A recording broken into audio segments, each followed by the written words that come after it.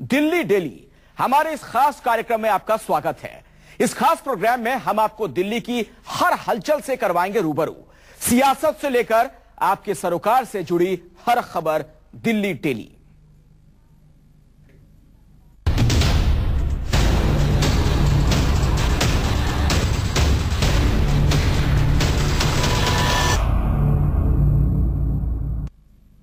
तो दिल्ली में विधानसभा चुनाव के ऐलान से पहले ही सियासी तापमान 7वें आसमान पर पहुंच चुका है।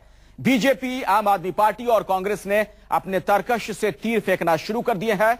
आम आदमी पार्टी ने युवाओं से जुड़ने के लिए दिल्ली डायलॉग नाम से कार्यक्रम की शुरुआत की है। तो बीजेपी ने भी आम आदमी पार्टी की इस मुहिम से टक्कर लेने के लिए आज एक वेबसाइट लॉन्च की है। वेबसाइट लॉन्चिंग कार्यक्रम के दौरान एक पोस्टर ने दिल्ली चुनाव को लेकर बड़ा संदेश दे दिया।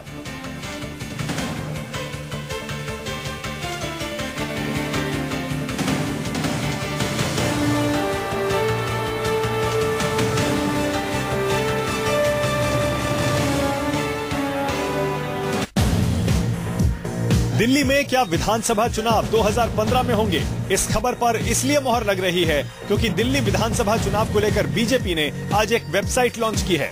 वेबसाइट लॉन्चिंग प्रोग्राम के दौरान मंच पर एक बैनर लगा था। बैनर पर लोगों से अपील की गई थी कि वो 2015 में होने जा रहे दिल्ली विधानसभा चुनाव के मैनिफेस्टो के लिए वेबसाइट पर अपने सुझाव दें। ऐसे में सवाल उठ रहा है, क्या दिल्ली में चुनाव इस साल नहीं होंगे? सर, किस तरीके का वेबसाइट है? और सबसे पहली बात, मैनिफेस्टो फॉर 2050, मतलब ये तय हो गया कि अब चुनाव 2015 नहीं होंगे? नहीं, वेबसाइट तो हमने दोबारा से इसको रिव्यू किया और हम चाहते थे कि इसको हम इसको ले जाकर के एक अच्छी वेबसाइट हम बनाएं जिसमें इंटरेक्शन हो, जिसमें लोगों के आइडियाज को हम शेयर कर पाएं। तमाम तरह की जो आधुनिक चीजें हैं इस वेबसाइट में डालने की कोशिश की है। दरअसल दिल्ली विधानसभा चुनाव से पहले ज्यादा से ज्यादा युवाओं तक पहुंचने के लिए बीजेपी ने वेबसाइट लॉन्च की है। माना जा रहा है आम आदमी पार्टी के दिल्ली डायलॉग का तोड़ निकालने के लिए बीजेपी ने ये वेबसाइट लॉन्च की है। हालांकि बीजेपी की ये साइट पहले से चल रही थी। पार्टी ने 4-5 महीने पहले किसी कारण से वेबसाइट बंद कर दी थी, लेकिन विधानसभा चुनाव से पहले जैसे ही आम आदमी पार्टी ने दिल्ली डायलॉग नाम का कार्यक्रम शुरू किया, बीजेपी को अपनी पुरानी वेबसाइट की याद आ गई। फौरन उसे फिर से लॉन्च कर दिया गया। बीजेपी इस वेबसाइट के जरिए खास तौर से युवाओं से जुड़ने की कोशिश कर रही है। नहीं, मुझे मालूम नहीं कि लोगों के व्यूज मांगना रेफरेंडम है, ये तो इसका फैसला आप कर सकते हैं, मुझे करना नहीं। लोगों के व्यूज, लोगों के आइडियाज गुड गवर्नेंस के लिए मांगना, it is not an referendum. Referendum तो दिखावे का आम आदमी पार्टी क्या करती है वो आप उनसे पूछेगा, लेकिन हम हमेशा लोगों के सुझाव, लोगों के आइडिया, हम ट्रू डेमोक्रेटिक पार्टी हैं और उन सुझावों को हम वेलकम करते हैं जो हमारे लिए अच्छे हैं। चुनाव के ऐलान से पहले ही दिल्ली में सियासी पारा चढ़ गया है। आम आदमी पार्टी ने दिल्ली डायलॉग कार्यक्रम और 22 उम्मीदवारों की लिस्ट जारी कर पहली बाजी मार ली है। ऐसे में बीजेपी हर मोर्चे पर आम आदमी पार्टी से बढ़त लेने की जुगत में लगी है। लेकिन सवाल यह है, क्या बीजेपी को पहले से पता है दिल्ली में चुनाव 2015 में ही होंगे? उधर चुनाव से पहले महंगी बिजली के करंट से दिल्ली वालों को आज बड़ी राहत मिली है। बिजली विभाग ने 24 घंटे के भीतर ही अपने फैसले को वापस ले लिया है। दरअसल कल से दिल्ली में बिजली महंगी होने वाली थी। केजरीवाल विरोध करने लगे और कांग्रेस के नेता भूख हड़ताल पर बैठ गए। कांग्रेस और आम आदमी पार्टी महंगी बिजली को चुनावी मुद्दा बनाती, उससे पहले ही बिजली कंपनियों ने रोल बैक का ऐलान कर दिया। दिल्ली में मध्यावधि चुनाव के ऐलान से पहले ही बिजली पॉलिटिक्स की दोबारा एंट्री हो गई है। एक दिन पहले ही दिल्ली इलेक्ट्रिसिटी रेगुलेटरी कमीशन यानी DERC ने दिल्ली में 7% तक बिजली के दाम बढ़ाने का ऐलान किया। चुनावी मौसम में बढ़े हुए दामों पर सियासी पारा चढ़ता, उससे पहले ही DERC ने बड़े दाम वापस ले लिए। अब वापस हुए दाम पर पॉलिटिक्स शुरू हो गई है।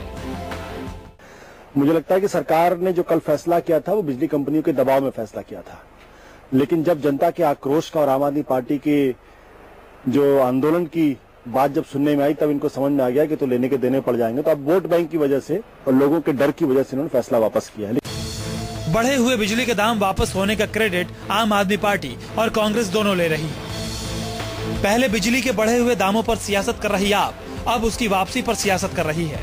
इस फैसले के बहाने आपने बीजेपी को कटघरे में खड़ा किया है। पार्टी का कहना है कि एक ही दिन में बढ़े हुए बिजली के दामों की वापसी से साबित हो गया कि DERC इंडिपेंडेंट इकाई नहीं है, उसका रिमोट कंट्रोल सरकार के पास है। आपके आरोप को बीजेपी सिरे से खारिज कर रही है। हमने कल ही इसका प्रोटेस्ट दर्ज कराया, सरकार को आग्रह किया और हमने कहा कि उपभोक्ता के हित में ये बिजली कंपनियां निर्णय करें और उपभोक्ता के खिलाफ बिजली कंपनियां निर्णय ना करें। तो सरकार की पहल रही और सार्थक परिणाम देखने को आया और जो बिजली कंपनियां कहीं ना कहीं मनमानी कर रही हैं, अब उन पर अंकुश भी लगाने की कहीं ना कहीं जरूरत है।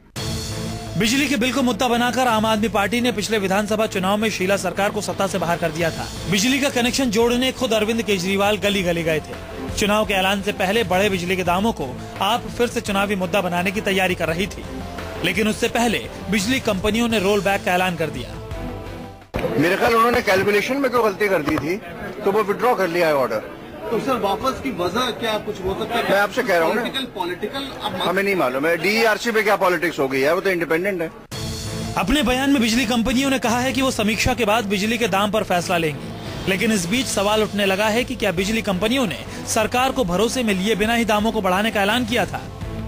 दाम बढ़ने और फिर वापस होने से बीजेपी के लिए अब नई मुसीबत पैदा हो गई है, क्योंकि विरोधी पार्टियां चुनाव प्रचार के दौरान इस बात को जोर शोर से उठा सकती हैं कि चुनाव के बाद दिल्ली में बिजली के दाम बढ़ सकते हैं। जनता को बिजली का करंट लगे उससे ज्यादा फर्क भारतीय जनता पार्टी को पड़ रहा था। शायद यही वजह है कि राजनीतिक दलों ने अपने अपने तरीके से सवाल उठाए ताकि वो करंट सब में फैले, जिससे कि चुनाव में हर किसी को फायदा हो। जाहिर है बिजली एक ऐसा मुद्दा है जिस मुद्दे को हर कोई भुनाना चाहता है और इसलिए समय रहते जितनी जल्दी से दाम बढ़े थे उससे कहीं तेजी से वापस भी हो गए। विधानसभा चुनाव है, ये तो होना ही था। कैमरामैन मनीष खैर के साथ कुमार कुंदन, दिल्ली न्यूज़ 24। और अब अगली खबर, मासूमों को नर्क से बचाने की न्यूज़ 24 की मुहिम का असर अब दिखने लगा है। दिल्ली पुलिस अब हर थाने में बच्चों के लिए स्कूल चलाएगी। न्यूज़ 24 ने दिल्ली में बच्चों को जबरन बंधक बनाकर उनसे भीख मंगवाने और उन पर जुल्म की दर्दनाक दास्तान का खुलासा किया था। इसके बाद नींद से जागी दिल्ली पुलिस हरकत में आई। न्यूज़ 24 की खबर से मोदी सरकार भी चौकन्नी हो गई। केंद्रीय मंत्री मेनका गांधी ने भी कहा है कि बच्चों की सुरक्षा के लिए कड़े कदम उठाए जाएंगे।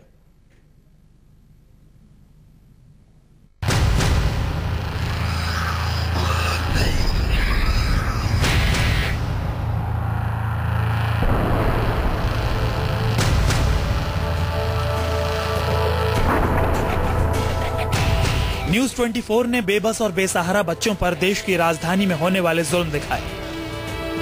हमने अपनी मुहिम में दिखाया कि कैसे दिल्ली में मासूम बच्चों को नशे का आदी बनाया जा रहा है,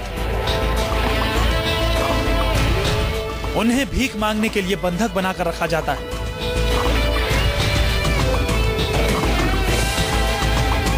रहेगा तो है ना, तो कबाड़ा भी ना पड़ेगा, भीख मांगना पड़ेगा।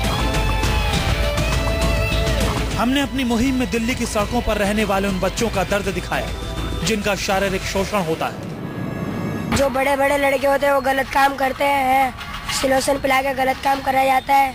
मेरे साथ एक बार कोशिश हुई थी करने की, तो मैंने ब्लेड से उसका सिर फाड़ दिया था। हमने ये भी दिखाया कि कैसे नाबालिग बच्चियों को कोठे पर बेचा जाता है। देश के अलग अलग शहरों से लापता होने वाले बच्चों का मुद्दा भी हमने उठाया और अब हमारी ये मुहिम रंग लाई है। हमने बच्चों के खिलाफ होने वाले जुर्म की जो आवाज उठाई वो देश के हुक्मरानों के कानों तक पहुंच चुकी है। बच्चों का हाल देखने के बाद हर तरफ हड़कंप समझ गया है।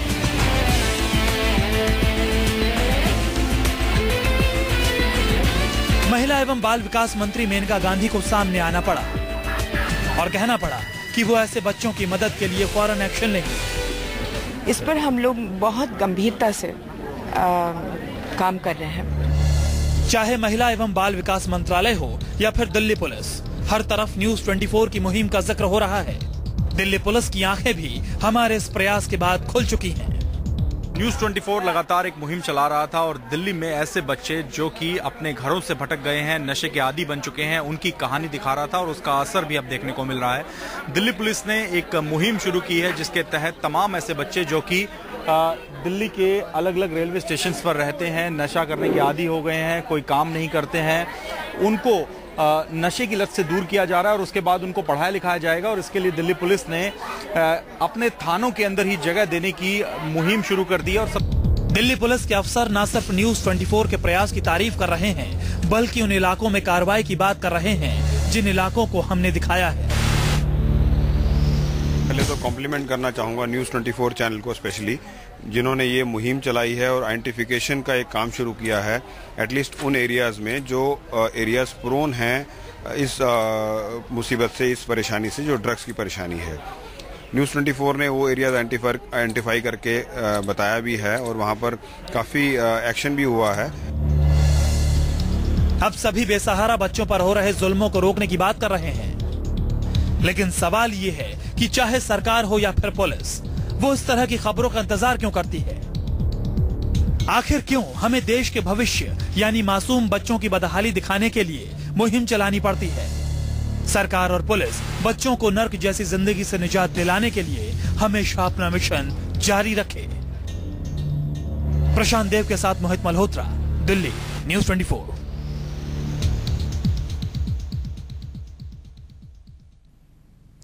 और चलिए अब आपको व्यापार मेले में लिए चलते हैं। दिल्ली में आज धूमधाम से ट्रेड फेयर का उद्घाटन हुआ।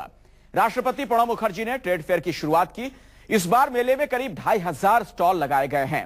पहले दिन मेले में जमकर भीड़ उमड़ी। ट्रेड फेयर में इस बार महिलाओं के लिए भी खास इंतजाम हैं।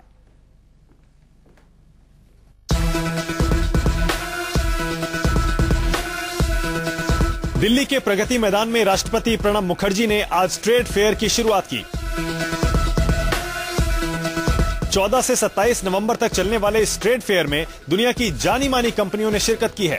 इस बार ट्रेड फेयर की थीम है महिला उद्यमी। थीम के मुताबिक ट्रेड फेयर में लगे करीब 2500 स्टॉल्स में ज्यादा महिलाओं से जुड़ी चीजें मिल रही हैं। ट्रेड फेयर में हर जगह मशहूर महिला कारोबारियों की तस्वीरें लगाई गई हैं। प्रगति मैदान में 14 से 27 नवंबर तक चलने वाला व्यापार मेला आज से शुरू हो गया है और इस बार का थीम है महिला उद्यमी। इस वक्त हम स्वास्थ्य एवं परिवार कल्याण मंत्रालय के स्टॉल के ठीक सामने खड़े हैं और आप देख सकते हैं कि इस बार इस मंत्रालय ने पूरी तरीके से जो थीम है वो महिलाओं को पर आश्रित रखा है। इस बार का इनका थीम है आशा। प्रगति मैदान में चल रहे ट्रेड फेयर में जहां एक और महिला थीम को बढ़ चढ़कर प्रचारित किया जा रहा है, वहीं महिला उद्योगपतियों को लेकर सरकारी उपेक्षा की तस्वीरें भी सामने आ रही हैं। पंजाब की रहने वाली कारोबारी लाजवंती सरकारी उपेक्षा की जीती जागती मिसाल है। 61 साल की लाजवंती बुनकर हैं। बेहतरीन कारीगरी के लिए इन्हें नेशनल अवार्ड तक मिल चुका है। इनकी गिनती पंजाब की 5 मशहूर महिला उद्योगपतियों में होती है, लेकिन इतना सम्मान मिलने के बावजूद सरकार की ओर से इन्हें अब तक किसी तरह का प्रोत्साहन नहीं मिला है। इंडिया लेडीज का अवार्ड भी मिला मेरे को, प्रधानमंत्री गुलशन कौर ने दिया था। लेकिन वैसे तो अवार्ड का तो नाम है, लेकिन हम लोगों को कुछ चीज ऐसी होनी चाहिए जहां हमारा एक ठिकाना होना चाहिए, लोगों को हम फ्री सिखाएं। लाजवंती जैसी न जाने कितनी महिला उद्योगपति हैं जो सरकारी मदद की आस लगाए बैठी हैं। सवाल उठता है, क्या सिर्फ ट्रेड फेयर की थीम महिला उद्योगपतियों पर कर देने से उन्हें उनका वाजिब हक मिल जाएगा?